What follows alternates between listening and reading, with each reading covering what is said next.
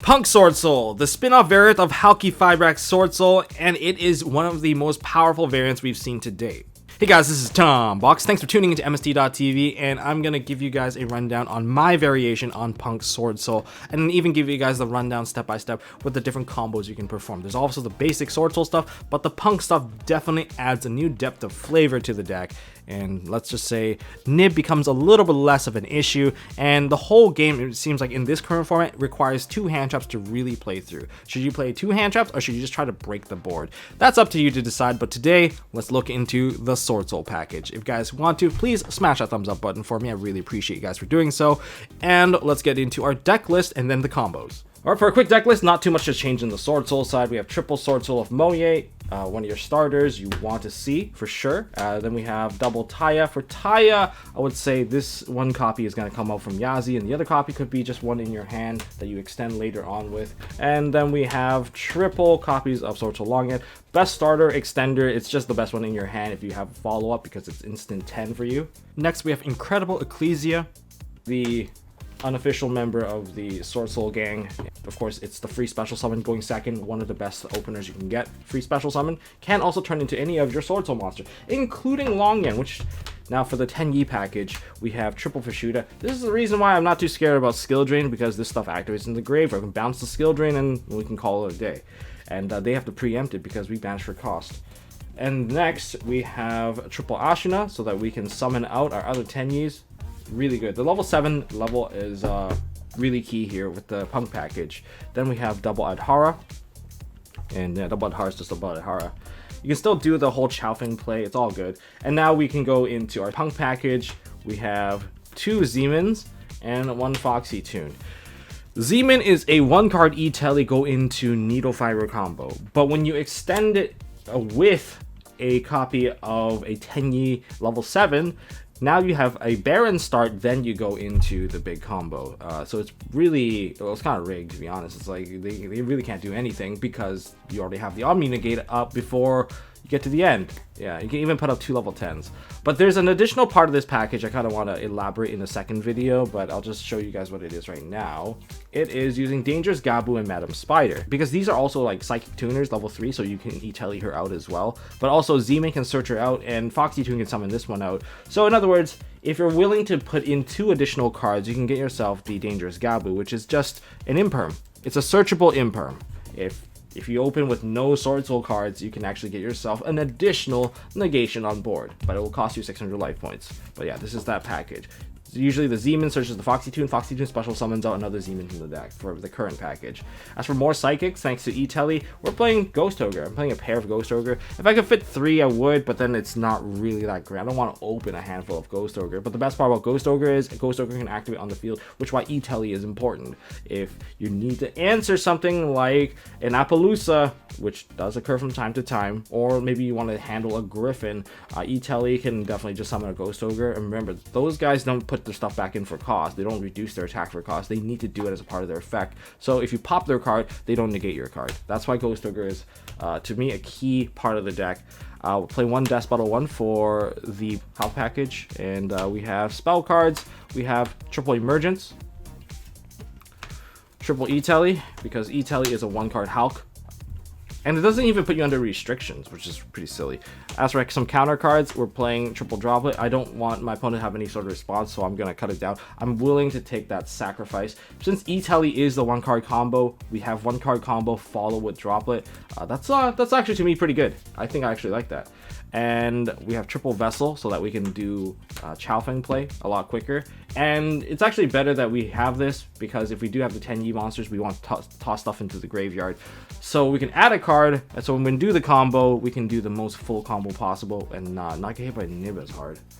And triple Traps of Imperm, and just 1 copy of the Blackout. Hopefully you don't draw into it, you can just dig into it. You have a lot of disruption. It's not the strongest board, I would say. Not as like oppressive as Scythe, but it should still get the job done.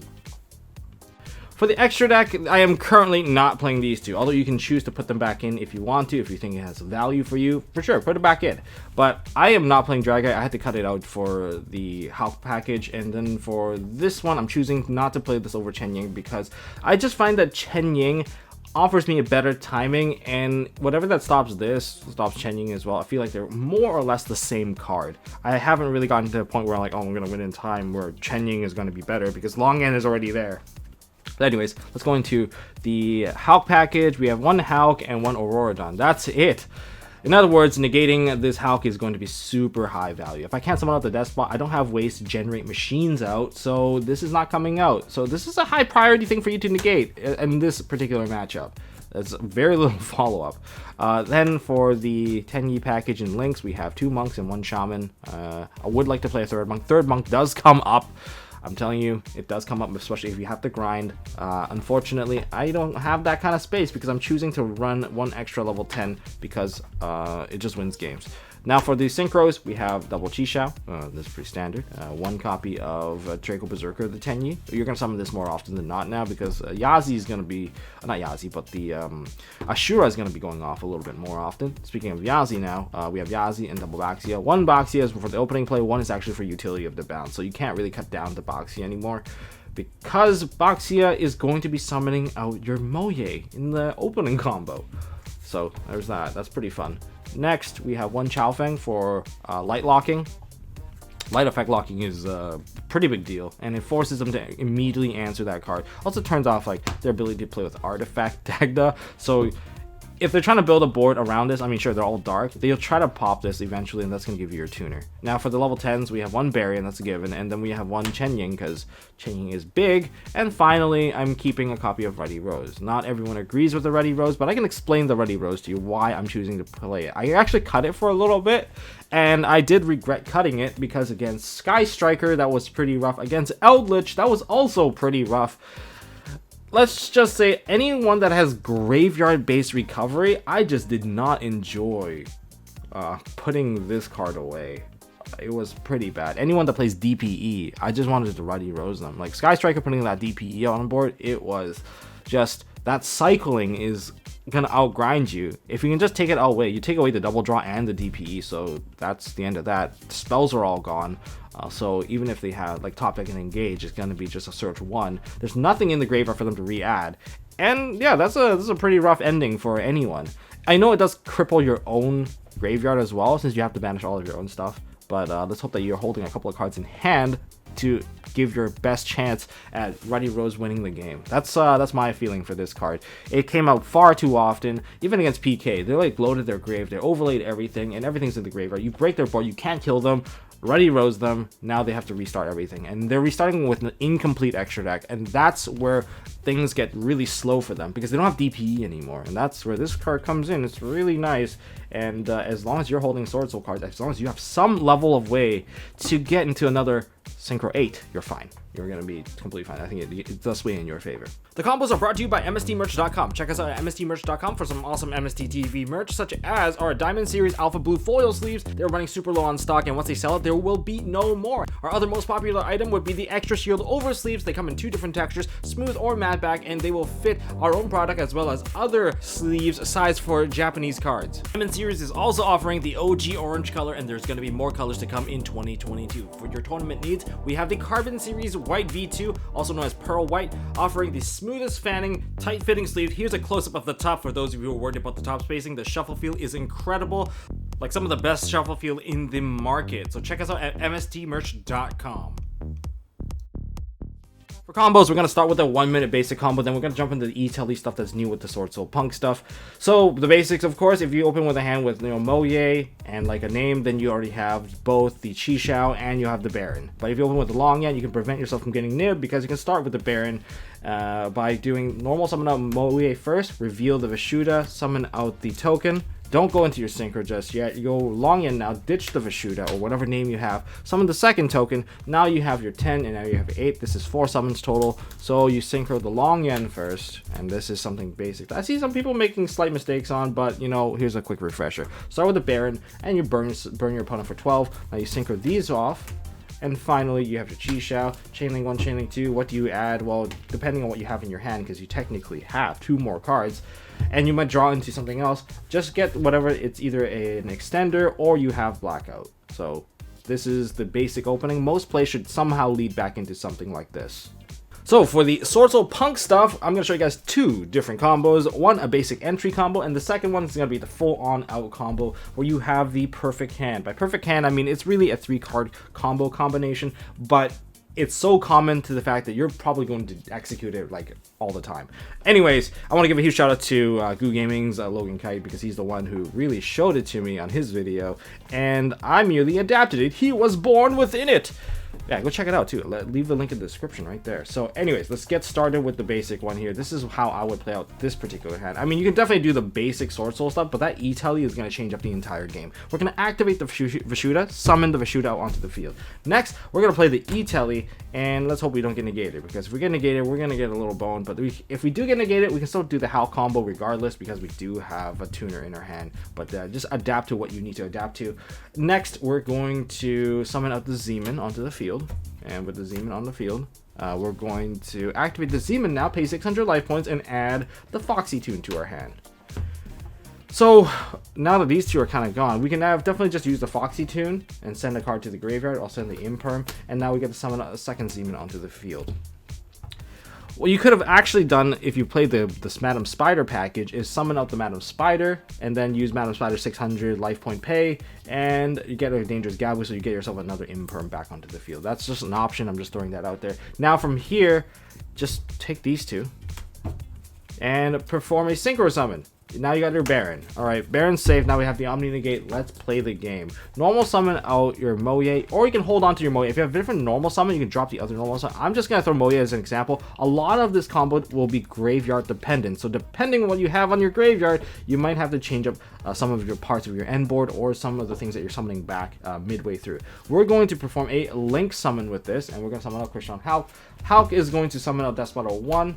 And now we're going to Link summon once again into Auroradon. Auroradon effect, summon out 3 of our level 3 tokens. And that's going to trigger the Despoto 1. Despoto 1 gets summoned onto the field. Wow, that's a big Despoto 1 that we're immediately going to synchro into a level 7. And as for our level 7 that we're going to synchro into, it's going to be a Yazi. Alright, so we summon out the Yazi. Yazi needs to get popped to turn into a Swordsoul monster. So we're going to use Mecha Phantom Beast Auroradon. We're going to tribute it itself. We want that token still. We're going to tribute itself, and we're going to pop the Yazi. Okay, with Yazi being popped, that's going to trigger, because that's the last thing that occurred. We're going to summon out Taya in defense mode, because we have to. The reason why this is important is because this is like a non-tuner, non-effect monster, which is key for like if you have any sort of monster effect that you need to banish for. So with the Taya there, I need to somehow get a Moye onto the field that can activate, but in my current hand, I can't do it. I could have summoned the Ghost Ogre and done it, but here's kind of how you do it if you decided to throw away your Moye, or you just have another trap card in your hand. We're going to activate the Taya. We're going to banish. In this case, we're going to banish the Vashuda, which we're going to add back, all right? Normally, the Taya would dump into the graveyard the Moye, but in this case, since Moye is already in graveyard, we're going to be dumping it at Ahara. And from here, we're going to summon out our token.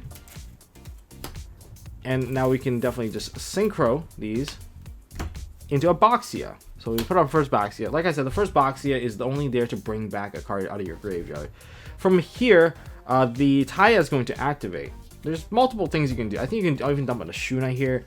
If you dump a Shuna and then you summon out the token, I don't know how beneficial that is. I think it's actually not too bad. I need to load my hand in some sense right now, and I can't get rid of this Boxia right now. So I'm just going to do a shorter route for now. I'm just going to dump the Adhara into the grave instead of the Ashuna. From here, we're going to activate the Adhara since we still control a non-effect monster. We're going to put the Vashuda back into our hand. Now we're going to activate the Boxia. We're going to pop the token. Alright, tokens and pop, and we're going to target our Moye. Summon Moye back onto the field. And Moye's effect, because we didn't use it, and we're going to reveal that Vashuda we had earlier, now we're going to summon the token back onto the field, and now we can synchro these two. So from there, we can finally go into our Chixiao. Chixiao's on board. And we're going to Chainlink 1, Chainlink 2, and basically add whatever you don't have. We're going to draw a card, which, okay, well, cool, it's an Imperm. And this search, we're going to search for the Blackout or something like that, just to hold the board down. And this is a very basic opening that you can do with the deck. So you still have your Baron. This is not activated yet, or it could have been already burned. I mean, if it's already burned, You can definitely bring back other cards. You can bring back a Yazi, so that's fine too. So this is kind of the basic opening. For the God Hand combo, we're going to need one Tenyi monster, any name is fine, and then we have one Emergency Teleport or Vessel of the Dragon Cycle. These particular cards, if you open like all the different names, you can still do the same combo, but this is just the cheapest way of doing it. This is a 3-of, this is a 3-of, this is an 8-of. Any name is fine, and let's kick this one off. So to start things off, we're going to activate the Tenyi monster, summoning itself out onto the field. Link it off now, and we can go into a Monk of the Tenyi. So that's summon 1, this is summon 2. We're going to play around the nib as well. So card number 3 we're going to activate is going to be the Vessel. Now that we have the non-effect monster, we're going to toss a 7 into the graveyard and add a 7 into our hand. Does it really matter? I don't think it does here. So we're going to put the Vessel into the graveyard, and now we're going to activate the Vishuda, which is our 7, and summon it onto the field because we don't control an effect monster. Now we're going to activate Emergency Teleport and summon out the Zeman onto the field from the Punk side, and from here, this is summon 1, 2, 3, 4. So we're not nibbable just yet. Activate the Zeman and add Foxy Tune to our hand. That's going to be 600 life points worth of cost. And now we're going to Synchro Summon right away into our Baron to create our Omni Negate to make our board a little bit safer. If they have double hand trap, this is going to be quite painful. I'm just putting that out there. Now that we got here, we're going to activate our No Punk Foxy Tune, and we're going to send one of our cards into the graveyard, okay? And now we're going to summon out onto the field another Zeman. If you have Madam Spider, get the Madam Spider to get the additional negate. So you get more cards in general, because that way you can kind of counteract the cost of Foxy Tune. And here we're going to link summon now with our tuner and non-tuner. We got into a Christian Hulk. Hulk is going to activate and summon out Death Bottle 1 from the deck. And Death Bottle 1 and Hulk is going to make our Auroradon. Auroradon's going to activate here, and that's going to summon out our 3 level 3 tokens, our machines, and that's going to activate our Death Bottle 1, summoning Death Bottle 1 back onto the field. This part seems fairly familiar to the previous combo. We're going to perform a Synchro Summon with Yazi. Now the key difference here is that our graveyard is already loaded with everything that we need to build a Chow Fang onto the field. And now that we got the Yazi, we're going to activate the Mecha Phantom Beast Auroradon. We're going to pop itself, tribute itself, and pop the Yazi. The reason why we want to pop that is we want to leave that token on board because that's not an effect monster. And with the Yazi popped, that's going to activate Yazi. Yazi's going to summon out a Taya from the deck. Alright, Taya from the deck. And Taya can activate, and we're going to banish a card that we're going to retreat back into our hand, or else we can't use the effect of Moye. So we're going to banish the Vishuda, and we're going to summon out our token. From here, we can even just use our Adhara now. We're going to banish the Adhara, add back the Vishuda into our hand. So this is our current hand now. And now we can perform a Synchro Summon with these two. And then we're going to go into a Boxia. Boxia is not going to spin anything away this time, but Taya is going to activate and send into the graveyard a Moye. Like, we started this whole hand without a single Sword Soul, but that's okay. The engine will usually lead you back into the Sword Soul stuff. So right now, I have one monster in the graveyard, which is the Ashuna, which is the Tenyi monster, and this is going to give me the second Adhara. So we're going to banish this and lock ourselves into Worms. It's fine. We don't really need anything. Baron's already on the board, and we're going to summon out the Adhara from the deck. Now we're going to activate the Boxia, and we're going to pop the token and summon out the Moye. Moye effect, we revealed the Vishuda, we added back, so we're going to summon out our token once again. And from here, we can synchro these two, which would be the Boxia and the Adhara. So now we can go into our Chow Fang. Alright, Chow Fang on board, synchro these two. And now we can get ourselves a Chi-Shao. And Chi-Shao 1, Chainlink 2, Moye. We get our draw. We'll just get draw anyways, and that's cool. And then we grab ourselves the trap card. And that finishes off your board with Light Lock, Negate, Double Pop, and maybe some other stuff in your hand to follow up.